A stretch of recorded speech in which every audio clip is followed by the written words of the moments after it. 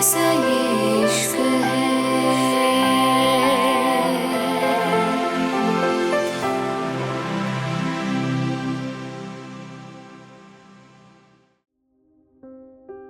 अगली सुबह रिद्धिमान ऑफिस जाने के लिए तैयार था। शमिता जो मेन हॉल में थी धीरे से बोली, अरे आज इतनी सुबह ऑफिस, सब ठीक है? शमिता की बात पे ऋत्विक जल्दी से बोल, सब ठीक है मेम, आज सर को किसी इंपॉर्टेंट मीटिंग के लिए जाना है तो बस उसकी तैयारी में बिजी हैं। ऋत्विक की बात पे शमिता धीरे से बोली, ओह अच्छा, फिर तो तुम्हें जल्दी ही निकलना चाहिए। मैं उम्मीद करूंगी तुम्हारी मीटिंग अच्छे से हो जाए। रिद्धिमान जो कॉफी की सिप ले रहा था अपनी माँ की बात पे धीरे से बोला, मॉम जीत हमारी ही होगी। अब मुंबई पे सिर्फ ईब्रॉय इंडस्ट्रीज सबसे ऊपर रहेगी, आप फिक्र मत करिए, आज हमारी कामयाबी की पहली सीढ़ी है। इतना कह के रिद्धिमान के चेहरे पे गहरी मुस्कान आ गई थी।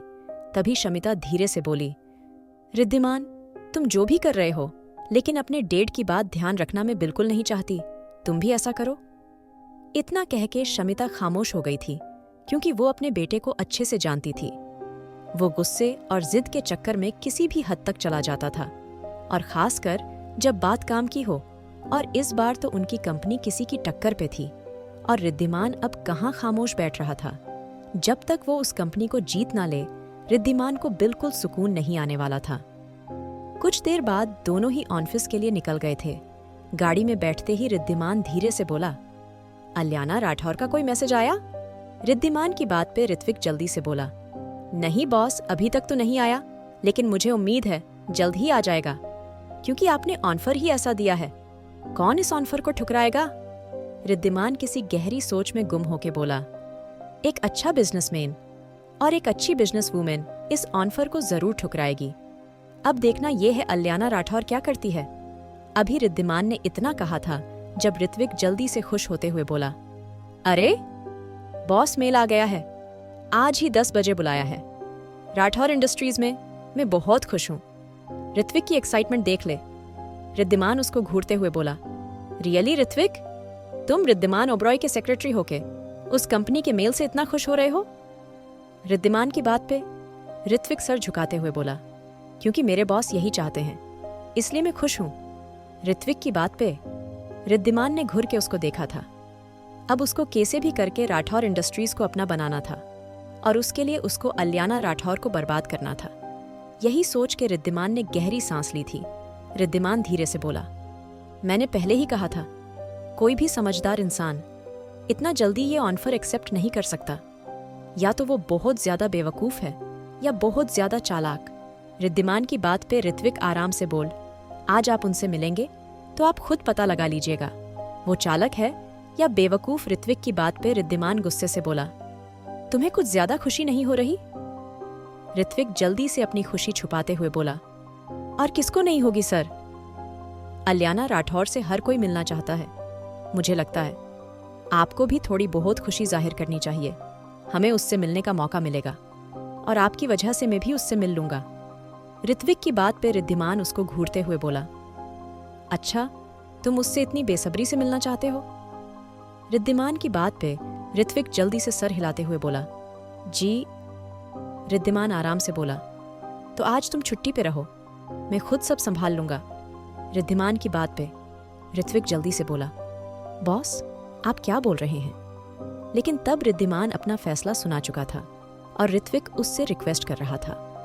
वहीं दूसरी तरफ सेरेन मुंबई एयरपोर्ट पे आ गई थी। वो काफी ज्यादा थक गई थी। ये शहर उसके लिए नया था। आज तक वो कभी अकेले नहीं गई थी, लेकिन यहाँ आते ही उसको एक अजीब से अपनेपन का एहसास होने लगा था। उसकी आंखें हल्की हल्की भीग गई थीं। यहाँ उसको वो माँ बाप थे जिन्होंने उसको छोड़ दिया था। यहाँ उसकी वो बहन थी जिसने उसका सब कुछ उससे छीन लिया था। उसकी आंखों में नफरत भर गई थी। अलियाना के बारे में सोच के भी उसको नफरत थी अलियाना से। सेरेन बाहर आ गई थी। उसके कुछ दोस्त इंडिया के थी, इसलिए उसको घर ढूंढने में ज्यादा प्रॉब्लम नहीं हुई थी। उसको एक अच्छा खासा अपार्टमेंट मिल गया था और उसके दोस्तों ने उसको मुंबई के बेस्ट कॉलेज के बारे में भी बता दिया था। सब कुछ ऑनलाइन हो गया था। अब उसको कॉलेज में जाना था। यही सोच के सेरेन ने टैक्सी रोक ली थी और फिर उसका सफर अपने अपार्टमेंट की तरफ शुरू हो गया था। वो बहुत ध्यान से मुंबई को देख रही थी। अमेरिका से ये जगह काफी अलग थी उसके दिमाग में यही सब चल रहा था। अब तक समीरा को पता चल गया होगा, वो अमेरिका में नहीं है, लेकिन उसको अपना सा कुछ वापस चाहिए था, जो कि अलियाना राठौर के पास था। और यही सोच के सेरेन बाहर देखने लगी थी। तभी अचानक उसके दिमाग में कुछ आया था और वो धीरे से बोली, भैया, आप किसी अलियाना राठौर को जाएंगे हैं? टैक्सी वाला उसकी बात सुनकर खामोश हो गया था। फिर कुछ देर रुक के बोला, अरे मेम साहब, उसको कौन नहीं जानता। राठौर इंडस्ट्रीज की इकलौती मालिक है। काफी नाम है उसका मुंबई में। हर साल अपने नाम सब अवार्ड करा लेती है। और सबसे बड़ी बात, उसको आज तक किसी ने नहीं देखा, पब्लिक के सामने आती ही नहीं है। अरे मेम साहब, ये लोग ऐसे होते हैं। मैंने सुना है बहुत घमंडी है।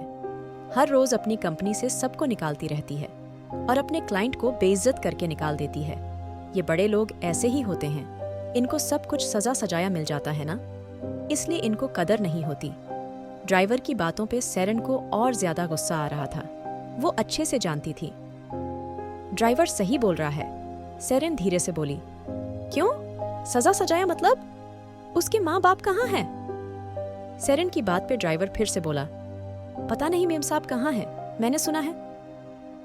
अलियाना राठौर कुछ छुपा रही है। उसने है अपने माँ बाप को कहीं छुपाया है ताकि उनको प्रॉपर्टी ले सके। लेकिन जिहान राठौर बहुत अच्छे इंसान थे, पर उनकी बेटी काफी गुस्सैल है। ड्राइवर की बात पे सेरेन धीरे से बोली, कोई बात नहीं, अब मैं आ गई हूँ उसको उसकी औकात दिखाने। इतना कह के सेरेन ने गहरी सांस ली थी, क्योंकि अब उसको अलियाना राठौर से और ज्यादा नफरत हो गई थी। वहीं दूसरी तरफ अलियाना राठौर इंडस्ट्रीज में आ चुकी थी। उसकी आंखों में अजीब सा गुस्सा था। संजना जल्दी से उसके सामने आते हुए बोली, 10 बजे ओबरॉय इंडस्ट्रीज के साथ मीटिंग है, आप रेडी हैं मेम? अलियाना धीरे से बोली, हाँ मैं रेडी हूँ। तुम इतना कह के अलियाना कुर्सी से सर टिका के बैठ गई थी। संजना उसके सामने आते हुए बोली, मेम, मुझे लगता है हमें ओबरॉय इंडस्ट्रीज को अच्छे से परख लेना चाहिए था, क्योंकि आप जानती तो हैं रिद्धिमान ओबरॉय कल ही इंडिया आया है और ओबरॉय इंडस्ट्रीज के साथ हमारे रिलेशन कुछ खास नहीं है।